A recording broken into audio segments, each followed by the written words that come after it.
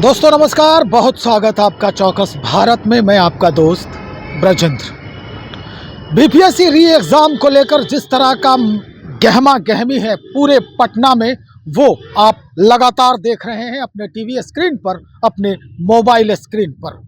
कई राजनेता सड़क पर उतर गए हैं, कई नेता जो हैं धरना प्रदर्शन कर रहे हैं, उन अभ्यर्थियों के साथ कदम से कदम मिला रहे हैं जो इस परीक्षा के विरोध में आवाज़ बुलंद कर रहे हैं। लेकिन इसका फलसफा क्या है? कई ऐसे सवाल अब खड़े हो रहे हैं, कई ऐसे बात सामने आ रही है जिस पर ये बिल्कुल सी, जो अगर कहा जाए कि अभ्यर्थियों के मानसिक पटल पर एक प्रश्न चिन्ह खड़ा कर रहा है। जो स्थिति बनी हुई है इस वक्त, हम उन स्थितियों की जानकारी लगातार दे रहे हैं, लेकिन इसके जो कानूनी दाव पेच हैं इसकी भी जानकारी बहुत ज़रूरी है। राजनेता क्या चाह रहे हैं ये भी जानना बहुत ज़रूरी है।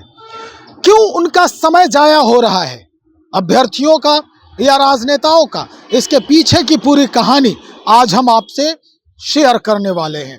और इस पूरे मसले पर बात करने के लिए हमारा साथ दे रहे हैं पटना उच्च न्यायालय के जाने माने अधिवक्ता डॉक्टर कौशलेंद्र नारायण जी। कौशलेंद्र नारायण जी, एक सवाल बड़ा अहम खड़ा हो रहा है इस वक्त। राजनेता सड़क पर हैं, अभ्यर्थियों के साथ सड़क पर हैं। री एग्ज़ाम में जहां पर कैंसिल हुआ, जिस सेंटर का एग्ज़ाम उसका एग्ज़ाम हुआ, उन्हीं में से कई अभ्यर्थी जो हैं वो आज परीक्षा देने भी पहुंच गए। क्या लग रहा है, इसका क्या परिणाम होगा? परिणाम है, सुपरिणाम है या दुष्परिणाम है, ये हम अब आप ही से जानना। सर्वप्रथम तो मैं धन्यवाद देता हूं आपको और आपके चैनल को कि ज्वलंत मुद्दा पर हमारी लीगल विचार को आम जनमानस में ले जाना चाहते हैं आप। इसके लिए मैं व्यक्तिगत स्तर पर शुक्रिया अदा कर रहा हूं। रही बात बीपीएससी छात्र का आंदोलन से जुड़ा हुआ, आपने सवाल किया है तो जवाब भी देना मेरे लिए जायज़ ही होगा। मैं ये कहना चाहता हूँ, देखिए, स्पष्टवादिता और बेबाकी मेरी पहचान रही है। मैं स्पष्ट बोलता हूँ और बेबाक बोलता हूँ बिना डर भय का। अभी छात्र के प्रति मेरी सहानुभूति है। बीपीएससी में घोटाला हुआ है और सच्चाई है, आपको पता होगा। ब्रजेंद्र जी, आप एक तपे तपाए पत्रकार हैं, आपका कैरियर अच्छा, संस्थान से जर्नलिज्म कर करके आए हैं तो अच्छा है। मीडिया में शोधपूर्ण खबर चलाते हैं आप, इसके लिए मुझे अच्छा लगता है और आपके विचारों से हम सहमत होते हैं और आप जब भी कहे हैं हम तैयार हो जाते हैं। जी जी। मैं एक चीज़ कहना चाहता हूँ, आप समझिए कि आज परीक्षा भी हो रही है बीपीएससी की और उधर घोटाला का भी रूप चल रहा है, वो कैंसिलेशन की भी मांग हो रही है। सरकार इस रूप में कहिए तुगलकी फरमान जारी करती है और हिटलर शाही चलाना चाहती है। सरकार को देखिए विधि सम्मत यह करना चाहिए था कि पूरे परीक्षा को बीपीएससी को कैंसिल कर देना चाहिए था और वहाँ के जो चेयरमैन हैं उनको दिशा निर्देश देना चाहिए था कि नए सिरे से आप परीक्षा। यानी कि अब प्रशांत किशोर बिल्कुल सही काम कर रहे हैं जो अभ्यर्थियों के साथ बैठ गए हैं आमरण अनशन पर। नहीं, मैं कहीं से जायज नहीं कह सकता हूं। डेमोक्रेटिकल स्ट्रक्चर का ये अर्थ नहीं होता है कि आप अपने सिद्धांत और नियमों को धज्जियां उड़ाएं। मैं नहीं बोलता प्रशांत किशोर जी पर, लेकिन आपने प्रशांत किशोर का नाम लिया, शीर्षक में यहां पर लाए, तो मैं कहना चाहता हूं कि प्रशांत किशोर किस जमीर से वहां बैठते हैं? स्टूडेंट का मुद्दा था, इनको पहले आना चाहिए था। ये तो स्टूडेंट को उल्टा कह रहे हैं कि हम कम्बल तुमको दिए हैं इसके लिए आए हैं। कम्बल दे करके कल तक ये कहते थे कि अब की बार नीतीश कुमार, तो नीतीश कुमार ने तो कॉन्स्टिट्यूशनल ब्रेकडाउन अभी वर्तमान में कर दिया है भाई बिहार में। मैं बार बार बोल रहा हूं, तो कहीं से यह न्यायोचित नहीं है। प्रशांत किशोर आप इस रूप में मानिए कि वो विज्ञापन मैनेजर हैं, प्रबंधक हैं।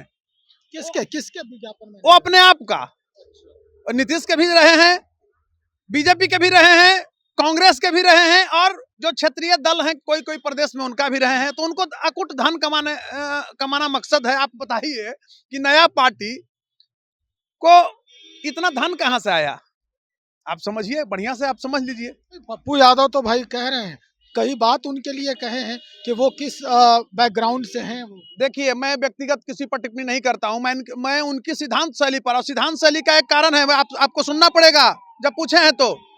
मैं इसलिए दुखी हूं कि जिस जन सुराज 2 अक्टूबर को लेकर के चले थे प्रशांत किशोर और प्रशांत किशोर जैसा व्यक्ति बिहार में शराब खुलवाने का, शराबबंदी को खोलने का, चालू करने का जब स्टेटमेंट दिया, तो मेरे अंदर उस व्यक्ति के प्रति दुख हुआ, क्षोभ हुआ और घृणा हो गया और मौत सी मायूसी मेरे अंदर आई। करे अब तो कोई बात नहीं रहा, रियल में ही तो भाई मार्केट में अपना प्रचार करना चाहता है, अकूट धन कमाना चाहता है, फिर कोई पार्टी कह देगा कि 2000 करोड़ दे रहे हैं तो वहां चले जाएंगे। जहां तक आपने पप्पू यादव का सवाल किया, किस पप्पू यादव का कोई मर्यादा है क्या? नैतिक मूल्यों का अपहरण करने वाला, गंडा मवाली करने वाला, और वो मतलब किसी पर टिप्पणी करता है। शोभा पप्पू यादव तो रोज रो रहे हैं। अभी बड़ा हम पप्पू यादव को मानते थे कि एक संघर्षशील राजनेता निकलेंगे बिहार के। जिस तरह से झूठा स्टेटमेंट देकर के बॉडीगार्ड और वाई श्रेणी और Z+ लेने के परंपरा का शिलान्यास वो व्यक्ति कर रहा था, मैं धन्यवाद देता हूं केंद्र सरकार को और बिहार सरकार को भी। उस मामला में उन्होंने दूध का दूध और पानी का पानी कर दिया। तो खुद अपने मोबाइल से धमकी दिवाता है भाई, सिम जारी करवा करके। तो किस पप्पू यादव की चरित्र की बात कर रहे हैं? देखिए क्या है, छात्र भी भटक रहे हैं, छात्र भी पॉलिटिकल पार्टी से जुड़ गए हैं और उनको बैकअप मिल रहा है। छात्र नेता जो कहते हैं, इसको पुलिस पकड़ करके पूरा कुंडली को खंगाल दे। 206 हड्डी होता है बॉडी में, साइंस के हम लोग पूरा उसको देखे कहाँ है, इसके अकाउंट डिटेल को चेक कीजिए, कहाँ से पैसा आता है। कहता है ये खाने के लिए नहीं है हमारे पास, इतना पैसा कहाँ से आ रहा है? फाइनेंस इसको कौन कर रहा है? कहीं आतंकवादी तो नहीं फाइनेंस कर रहा है अराजकता फैलाने के लिए बिहार में? नीतीश जी की कार्यशैली पर मैं प्रश्नसूचक चिन्ह उठा रहा हूं कि क्या बात है भाई, क्या बुड्ढे को बना देते हैं? इस बार को तो यंग को बनाए थे, तो भी वैसा ही निकल गए। 67 BPSC से ही घोटाला का रूपरेखा बिहार में झलका, उसको मैंने दिखाया कि देखिए नीतीश जी, आप कहीं के बिरादरी का IAS रंजीत कुमार सिंह ने 70 लाख रुपया लेकर, एक कहता है कि एकेडमिशियन हम हैं, किस तरह से सीतामढ़ी में किया एक महिला के साथ। मतलब ये जो कार्य हो रहा है, वो अभ्यर्थी जो कर रहे हैं वो बिल्कुल गलत कर रहे हैं, कहने का मतलब यही है। क्योंकि भारतीय जनता पार्टी भी कौशलेंद्र जी ये कह रही है कि ये जो सेंटर कैंसिल हुआ था, उसके अभ्यर्थी जो है एडमिट कार्ड लेके परीक्षा देने जा रहे हैं, और विपक्षी जो है राजनीतिक रोटी सेक रही है। और आप भी यही अब जो है दबी जुबान में आप भी यही कह रहे हैं। नहीं, मैं दबी जुबान में नहीं बोल रहा हूँ, मैं ऊंची जुबान में बोल रहा हूँ, आपको स्पष्ट बता दे रहा हूँ। हम कोई दबी जुबान से नहीं बोल रहे हैं। देखिए क्या है, मैं किसी भाजपा का बड़ाई नहीं कर रहा हूं, चाहे RJD का शिकायत नहीं कर, मैं नैतिक मूल्यों की बात कर रहा हूं, मैं छात्र हित की बात कर रहा हूं। अच्छा ये बताइए, कोई भी छात्र हमारे संयमित होते हैं, डेमोक्रेटिकल स्ट्रक्चर में एक दौर आया जो गुंडे मवाली भी छात्र पैदा हो गए, राजनीति में भी आ गए, अमाननीय लग गया गुंडे को भी। आप ये बताइए कि ये छात्र को ये पता नहीं है, अगर BPSC की परीक्षा दे रहे हैं तो आप आंदोलन से कितना डरा सकते हो सरकार का? उसके लिए लीगल प्लेटफॉर्म है, न्यायपालिका सर्वोपरि है। अगर छात्र भी कहता है कि मैं कानून को अपने हाथ में लूंगा, अपने अनुसार चलाऊं, तो supremacy of law can not be challenge by anyone, it's above than us. कानून क्या करना चाहिए छात्रों? लीगल प्लेटफॉर्म पर आए, वो माननीय उच्च न्यायालय में रिट लेकर के आए। आज अगर छात्र रिट में आए हुए रहते तो उनका कैंसिल होता है एग्जाम। इसका मतलब है कि राजनीतिक जो भी सरोकार रखने वाले लोग हैं, इनको गुमराह कर रहे हैं। बिल्कुल, मैं बार बार कह रहा हूं कि पॉलिटिकल पार्टी अपना जाल फेंकने लगा, और मैं बार बार छात्रों से कह रहा हूं कि शिकारी आएगा, यानी पॉलिटिकल पार्टी के ऐसे चपंडूस लोग आएंगे, जाल बिछाएंगे, तुम फंसना नहीं उसमें। आए लोग फंस रहा है। अब देखिए इसमें छात्रों में भी 5 गुट हो गया, जो माल खा लिया, जो कहता था कि गरीब हैं, गुरुवाग हैं, वो सबसे बड़ा चपंडूस है। कुंडली खंगालो, देखो उसके क्या कितना पकड़ाएगा। वो देख रहा है कि अब इसमें तो भाई हम नहीं हट गए।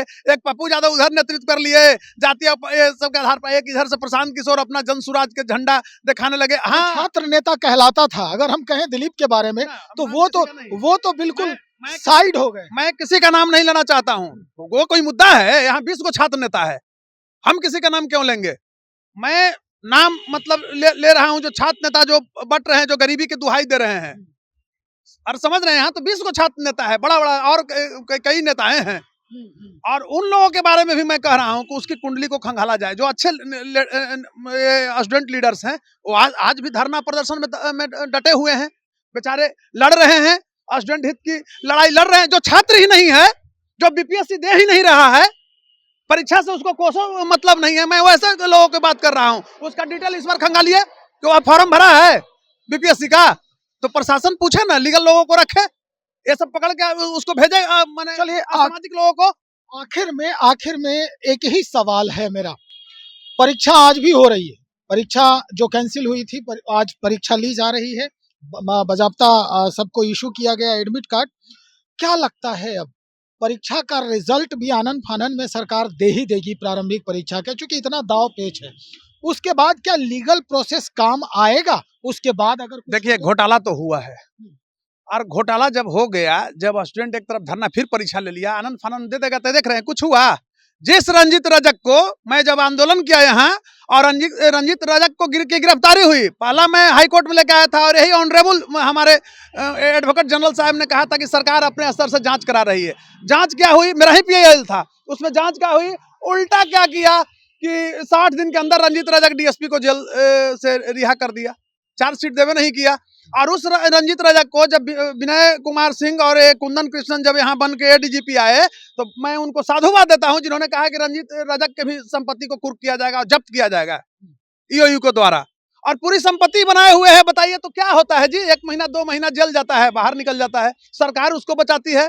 यानी कि बीपीएससी भी आंख बंद करके ये इंतजार कर रही है कि जो राजनेता लोग कर रहे हैं उसको करने दिया जाए, इधर हम अपना काम कर लें, रिजल्ट दे दें, उसके बाद ये लोग कुछ नहीं कर पाए। क्या फर्क बना है? इलेक्शन आएगा फिर जातीय आधार वोट मिलेगा सबको, क्या फर्क पड़ता है? ये स्टूडेंट जो देख रहे हैं, मैं इस रूप में कहूंगा, मैं इसमें कुछ अपराधियों को भी देख रहा हूं, चेहरा को जानता हूं, जो खुद पेपर आउट कराने में था। पुलिस जब दबिश बढ़ने लगा तब पुलिस के समक्ष बयान दे रहा है। जो पकड़ाया उस समय 67 में, इसमें ये लोग भी शामिल था। सरकार इसकी भी जांच करे, व्हाट्सएप का पूरा डिटेल, और उसको पकड़ करके उसमें ये कराए। तो नहीं, मैं यही कहना चाह रहा हूं कि बिहार में भी कॉन्स्टिट्यूशनल ब्रेकडाउन हुआ है। आप आंदोलन करते रहो ना, क्या फर्क पड़ रहा है? कुछ फर्क पड़ रहा है? हाँ, पॉलिटिकल पार्टियां रोटी अपना सेक रही है। इसमें चाहिए था कि गलत जो घुस गया है, मैं इस रूप में भी कहूंगा, स्टूडेंट में भी जो गलत आ गया है, जो हिंसा कर रहा है, तोड़ फोड़ कर रहा है, उसको पकड़ के भेजना चाहिए था अंदर। और जो जिसको फंडिंग हो रहा है साइड से, उस फंड को रोकने के लिए, यानी वो रैकेट जो है, जो गलत लोगों के द्वारा जो भड़काया जा रहा है लोगों को, उस रैकेट को तोड़ने के लिए एक ही तरीका है कि जो तथाकथित छात्र है उसको अभी कुंडली खंगाला जाए। वो बीपीएससी का फॉर्म भी भरा है, आप पता कीजिए, भरा है, परीक्षा देने गया है, उसका तो काम है, वो क्यों परीक्षा देगा? वो करोड़ों रुपए ठग रहा है स्टूडेंट से, चंदा के नाम पर स्टूडेंट से ले रहा है, उसको फंडिंग दे रहा है कोचिंग वाला। बताइए, पहली बार मुझे लगा है कि कोचिंग वाले भी आए हैं आंदोलन, वैसा होता है कहीं क्या? ये सब बिहार को बर्बाद करने का एक कुत्सित प्रयास है। और मैं माननीय मुख्यमंत्री जी को, नीतीश कुमार जी को एक बार आग्रह करता हूं आपके चैनल के माध्यम से कि आप अपने स्तर से देखिए, आपने क्या बिहार को बना दिया था एक समय 5 वर्षों तक। कोई गुंडा, कोई मवाली, कोई घोटाला वाज का चेहरा नहीं नजर आता था। राइफल कल्चर था पिछली सरकार में, एक खाने के लिए नहीं है उसको है, लेकिन एक सुमो से राइफल ऐसे निकाल के चलता था, उसको इन्होंने रोका था। आज नीतीश जी, आपने बिहार के पुलिसिया व्यवस्था में 2 ईमानदार अफसर को लाए, सब लोग साधुवाद आपको दे रहा है कि कुंदन कृष्णन के ब्रेवरी और ईमानदारी पर कोई प्रश्न सूचक चिन्ह नहीं खड़ा कर सकता है, और विनय कुमार को भी। लेकिन आप जिस तरह से बीपीएससी में ला रहे हैं, पकड़े से पकड़ुआ को लाते हैं। कभी अतुल को लाए, हम बोले थे कि अतुल की गजब कहानी है, अजब अतुल की गजल का, अतुल प्रसाद ने भी लूटा, क्या उनको फर्क पड़ा? क्या फर्क पड़ा? अमरेंद्र कुमार एग्जामिनेशन कंट्रोलर कम से कम 500 करोड़ रुपया बीपीएससी कमा के भागे, आप मुंगेर में डीएम बना दिए, तोहफा दे दिए, अब तो रिटायर भी कर गया, क्या होगा फर्क? बताइए। तो नीतीश जी से मेरा आग्रह है कि छात्र की समस्या को सुनिए, तानाशाही मत होइए, क्योंकि तानाशाही किसी भी सरकार के लिए खतरे की घंटी होती है। और जिन छात्र जो हैं, उनकी मांगों पर आप ध्यान दीजिए और मांगों को पूरा कीजिए। और एक बार बीपीएससी, एक और आग्रह है, लास्ट में आपके चैनल के माध्यम से बोल रहा हूं कि बीपीएससी में जो डिप्टेशन पर अन्य विभागों से कर्मचारी आ गए हैं, 3rd क्लास और 2nd क्लास जो पोस्टिंग कराए हैं, डिप्टेशन कराए हुए हैं, उनको वहां से भगाइए। असली घोटाला का सरगना वही लोग बैठा हुआ है। बहुत शुक्रिया जानकारी देने के लिए। पटना उच्च न्यायालय के अधिवक्ता डॉक्टर कौशलेंद्र नारायण समीचीन मुद्दे पर बातचीत करते हुए कई सवालों का जवाब बेबाकी से दिया इन्होंने, और जिस तरह से एक एक करके बखिया उधेड़ते नजर आए, निश्चित तौर पर यह सोचने और समझने पर मजबूत करता ही है। तो चलिए देखते हैं क्या कुछ होता है। चूंकि हर बात पर हमने चर्चा की है, क्या हो सकता है इसका परिणाम, क्या हो सकता है इसका दुष्परिणाम। अभी जो हो रहा है छात्रों के द्वारा, राजनेताओं के द्वारा, ये इसका जो फलसफा है, इसका जो रिजल्ट होगा, इसके जो फिलॉसफी है, वो कितना फलीभूत हो सकता है आने वाले समय में, ये सारी कहानी जो है इस वक्त हम बात कर चुके हैं। तो चलिए इंतजार करते हैं कि कैसे कैसे सरकार सुनती है इन अभ्यर्थियों की बात और क्या कुछ परिवर्तन होता है। बने रहिए हमारे साथ, बहुत शुक्रिया।